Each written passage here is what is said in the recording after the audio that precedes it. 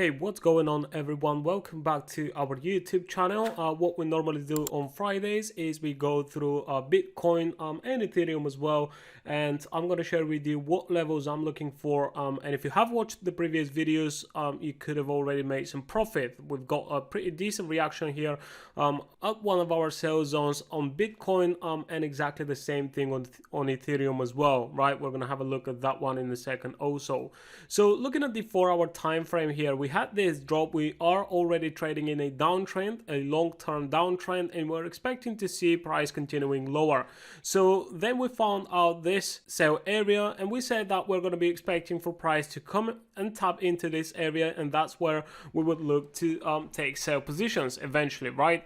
So what happened next? First, I actually thought that, we're going to see a retest of the 38.2 level, which is right here, and what I thought we're going to see is a retest of that level. Price will then come down here, grab all the stop losses on all retail traders below this low. It will then come up here, then retest this sell area, and then eventually continue this downtrend, right? Well, that's not exactly what happened, but anyways, what we see is that pullback form right here. Price came into our sell area, it created this high, and it then dropped. So that means since we already have a confirmed high right here, now I'm not going to be expecting for price to come and retest that high and then continue down, but instead of that, I'm going to be looking for a downside continuation right away.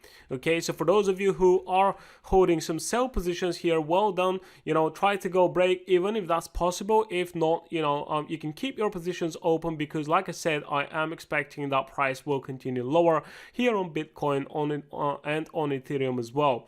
However, what we're going to be looking for is at least some type of a pullback here in order to find some trades, right? And if I take the Fibonacci 2 again and I place this Fibonacci on the 1-hour move, which is the last downside impulse, ideally I want to see price retesting again 38.2 level right around here. Or if you look to the left, we've got some structure right here. So basically we want to see that the market is actually rejecting this level right here. Okay, so that means we want to see a little bit of a pullback. We want to see some pattern formation candles, long wicks to the upside, and that's where we're going to be looking to take a sell trade and expect for price to actually break below the support, right?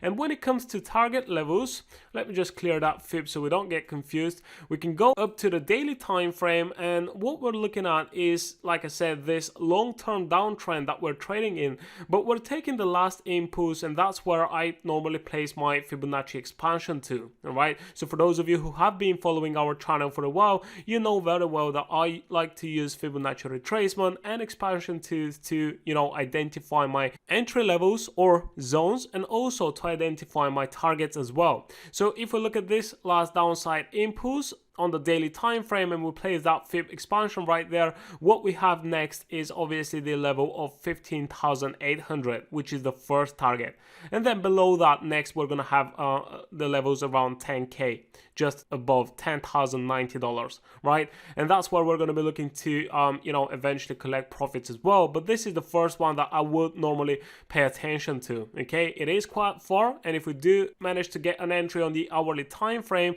with a decent stop loss, if we do see that pullback right here, we can still use a conservative stop loss above this high, and then we can look for targets down at this level that we've just mentioned from the daily time frame, 15,800, right? And also, as soon as we see that this downside move will continue and we basically get a confirmation, hopefully we get an entry as well, we can then look for exactly the same thing but on a lower time frame. So for example, the 4-hour time frame, we've got the Fibonacci expansion across this last downside impulse right here, and then we've also got the next levels to watch out for, which are in fact, let's have a look. We're going to place the fib expansion from point A, point B. The end of the pullback is point C right here.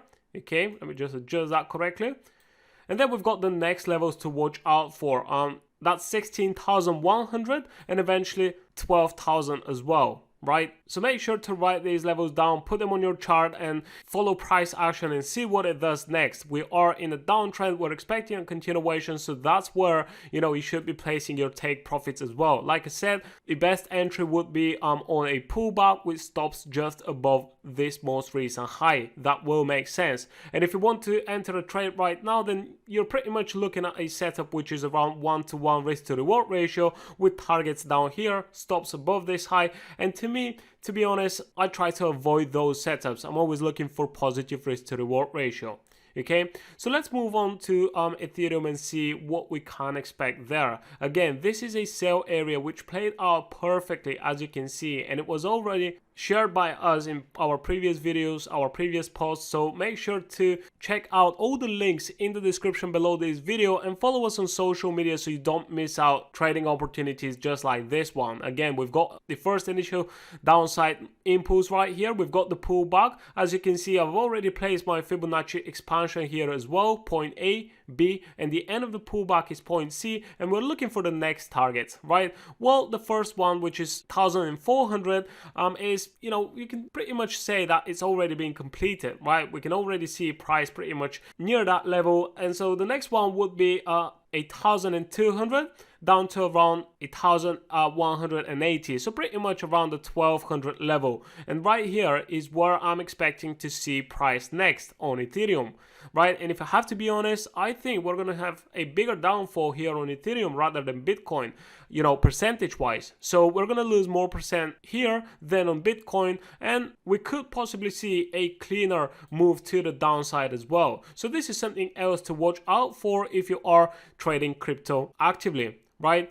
So these are the levels that I'm looking for. We've also got the 800 level, which is pretty much the third target on the Fibonacci expansion. I don't normally go for that one. I would normally go for the first one and the second one, and then depending on how price action develops to the downside, if we see a nice strong bearish impulse, then eventually we can extend those targets. But as of right now, the levels to watch out for are 1,200 on Ethereum, and like I said, we've also got the next levels on Bitcoin from the 4-hour time frame, which are 16,000 as well as 12,000 following next. Okay, so hopefully that helps. Like I said, follow us on social media, check out all the links in the description below this video, and join our free Telegram channel to stay up to date with other trading setups as well. Okay, make sure to subscribe to this channel, hit that like button, leave a comment, and I'll see you guys in the next video. Thanks for watching. Please don't forget to watch our last 2 videos where you can find more valuable information. Check out our channel for more trading related videos.